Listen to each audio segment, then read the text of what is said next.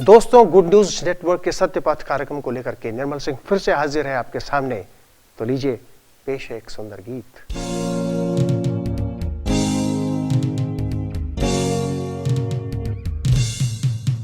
अपनी जवानी में आनंदित मगन रहे, अपनी मनमानी कर, अपनी इच्छा से चल, पर ये जान रख वो तेरा न्याय करेगा, पर ये जान रख वो तेरा न्याय करेगा। हे जवान,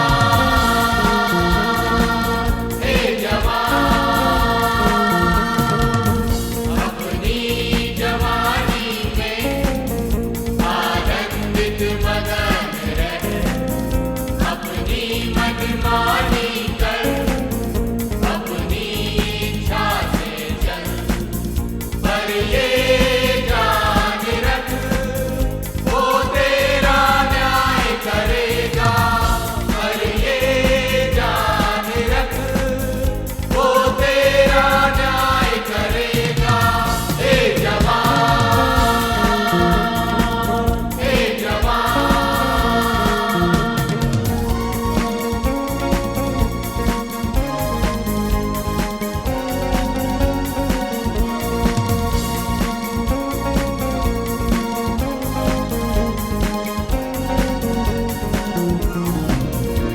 जवान अपनी चाल को किस उपाय से शुद्ध रखे, तेरे वचन के द्वारा सावधान रहने से, पर ये जान रख वो तेरा न्याय करेगा, पर ये जान रख वो तेरा न्याय करेगा। हे जवान, हे जवान, अपनी जवानी में आनंदित मगन रहे, अपनी मनमानी कर, अपनी इच्छा से चल, पर ये जान रख वो तेरा न्याय करेगा, पर ये जान रख वो तेरा न्याय करेगा। हे जवान, हे जवान,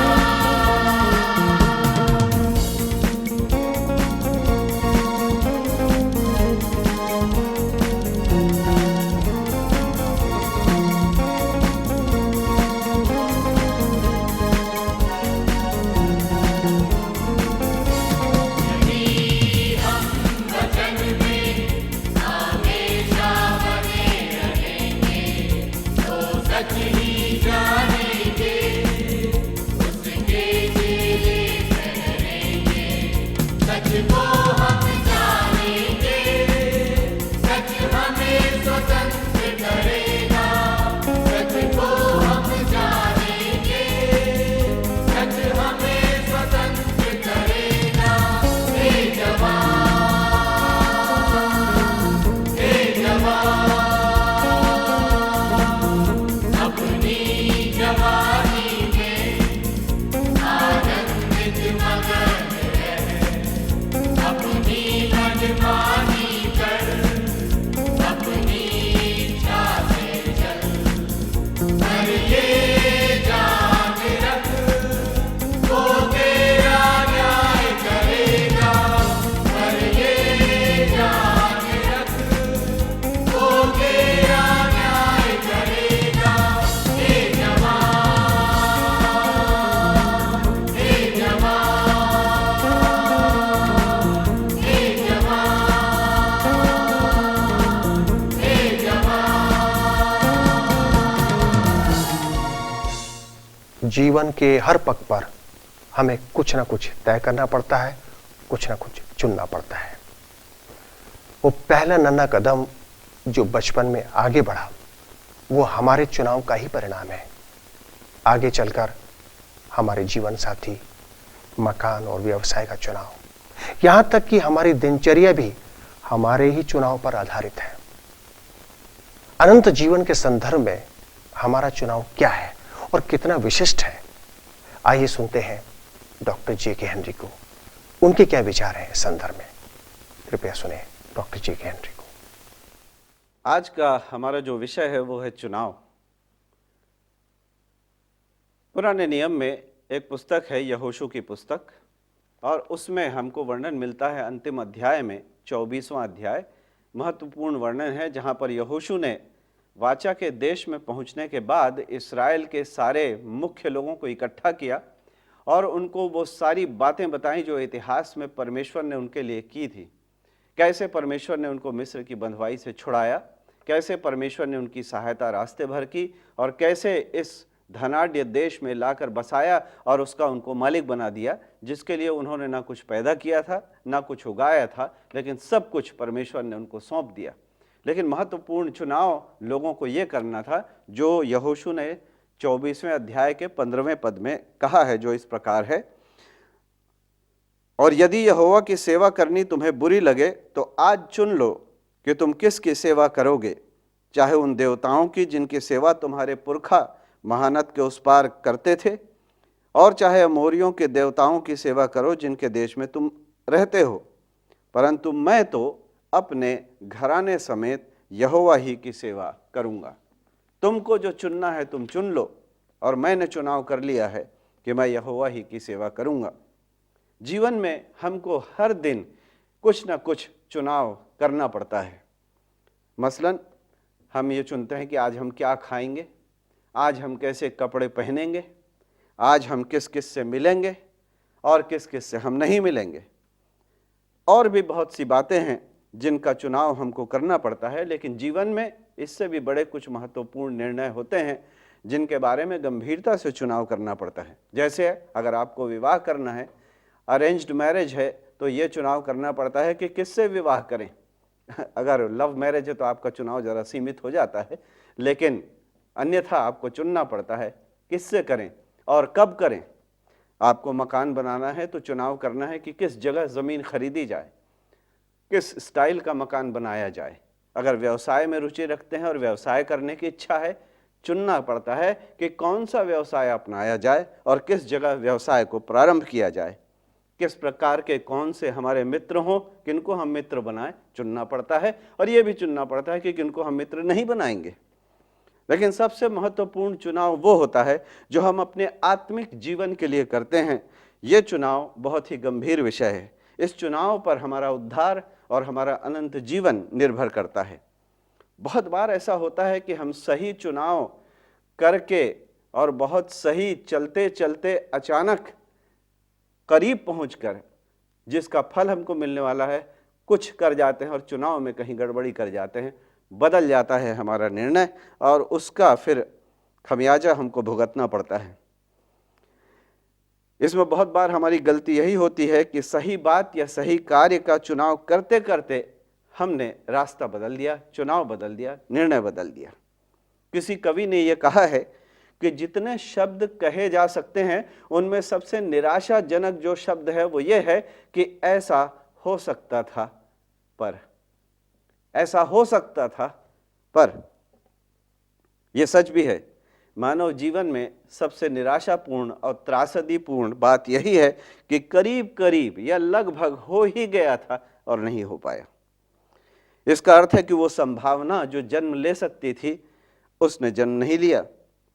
कई बार आपने सुना होगा, अरे खेल में करीब करीब जीत ही गए थे हम, पर कभी आपने सुना होगा, मैं चुनाव में करीब करीब चुन ही लिया गया था, नौकरी में करीब करीब चुन ही लिया गया था, पर एक बार के चुनाव में जिसमें मुझे उत्तर देना था, गड़बड़ी कर दी। तो जब इस बात पर हम मनन करते हैं कि हमने एक ज़रा सी गलती की चुनाव में, तो उसके कारण हमको बहुत नुकसान हुआ, तो जो संभावना थी वो संभावना बन नहीं पाई, हमें पछतावा होता है, हमें बड़ी खीज होती है। जब मैं इस विषय पर मनन कर रहा था तो बहुत से व्यक्तियों का ध्यान आया मुझे, जो मेरी सूची में थे, लेकिन सबसे ऊपर एक व्यक्ति का नाम है जिसकी थोड़ी देर चर्चा मैं आपसे करना चाहता हूं। वो बाइबल के नए नियम में वर्णित एक नाम है, जो नाम है पिलातुस। यह पिलातुस जो कि रोमी सरकार के द्वारा नियुक्त गवर्नर था यहूदिया का, जहां प्रभु यीशु मसीह का कार्य क्षेत्र था। वैसे तो उसके कार्य क्षेत्र और भी थे, गलील और सामरिया भी, लेकिन जीवन के अंतिम हिस्से में वो यहूदिया में रहा है। और उस समय जो यहूदी अगुवे थे, जो प्रभु यीशु मसीह से जलन रखते थे, उन्होंने प्रभु यीशु मसीह को पकड़वा कर और उसको पिलातुस के सामने मुकदमा चलाने के लिए खड़ा कर दिया, ताकि पिलातुस उससे दंड दे। इसका वर्णन हमको नए नियम के चारों सुसमाचारों में मिलता है। मत्ती रचित सुसमाचार के 27वें अध्याय और 11 पद से आगे आप इसे पाएंगे। मरकुस रचित सुसमाचार के 15 अध्याय और पहले पद से आगे, लूका रचित सुसमाचार के 22 अध्याय और 66 पद से आगे, और यूहन्ना रचित सुसमाचार के 18 अध्याय 28 पद से आगे और 19 अध्याय के पहले पद से आगे। चारों सुसमाचार पढ़ने के बाद ये बात बड़ी स्पष्ट हो जाती है कि पिलातुस ने इतिहास का एक अनोखा काम करीब करीब कर ही दिया था। पिलातुस ने करीब करीब सही न्याय के अनुसार अपना निर्णय दे ही दिया था। पिलातुस करीब करीब कह ही चुका था कि ये व्यक्ति निर्दोष है, इसको छोड़ दिया जाए। लगभग 2000 साल पहले आज से वो कुछ ऐसा करीब करीब कर ही गुजरा था जिसने इतिहास बदल दिया होता। पिलातुस के पास प्रभु यीशु मसीह को छोड़ देने के पूरे अधिकार थे, उसके पास प्रभु यीशु मसीह को छोड़ देने का पूरा कारण था और पूरी संभावना थी। वो अधिकार की अंगूठी पहने हुए था, बस उसको अंगूठी लगाकर अपना निर्णय सुना देना था, और करीब करीब उसने ये कर ही दिया था। बाइबल बताती है कि भीड़ चिल्लाती रही कि प्रभु यीशु मसीह को क्रूस पर चढ़ा। आवाजें बलवती होती गईं और पिलातुस ने भीड़ की आवाज को सुन लिया और अपनी आत्मा की आवाज को अनसुना कर दिया। उस दिन पिलातुस के सुनने के लिए बहुत सी आवाजें थी। प्रभु यीशु मसीह ने भी उससे कुछ कहा, लेकिन उसने अगर सुना भी तो उसको अनसुना कर दिया।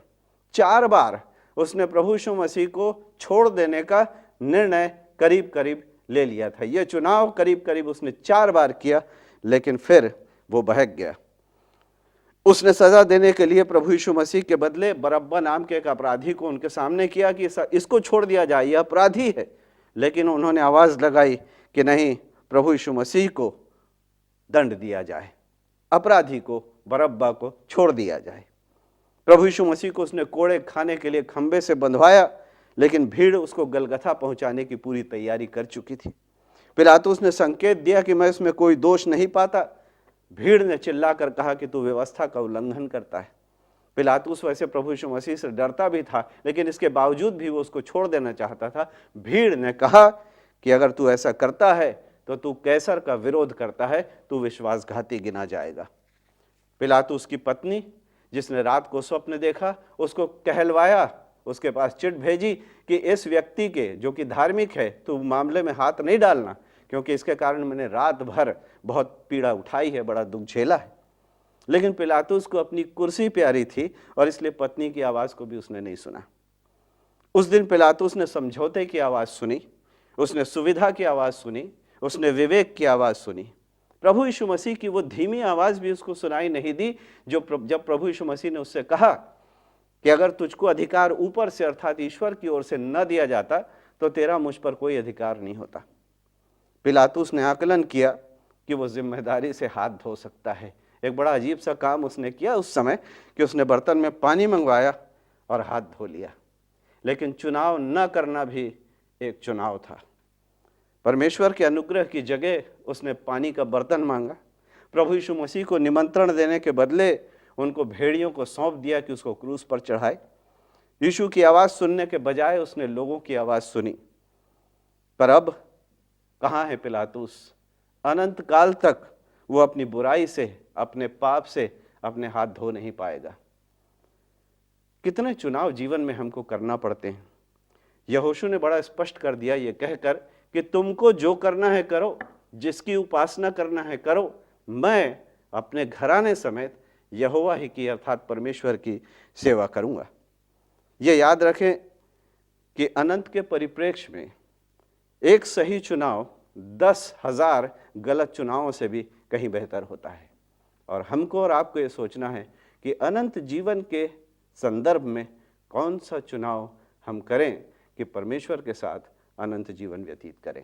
परमेश्वर आपको आशीष दे। दोस्तों, हमारा कार्यक्रम आपके जीवन में कहीं ना कहीं उचित चुनाव करने में जरूर मदद कर रहा होगा, और अधिक जानकारी के लिए आप अपने निकटतम चर्च से संपर्क करें।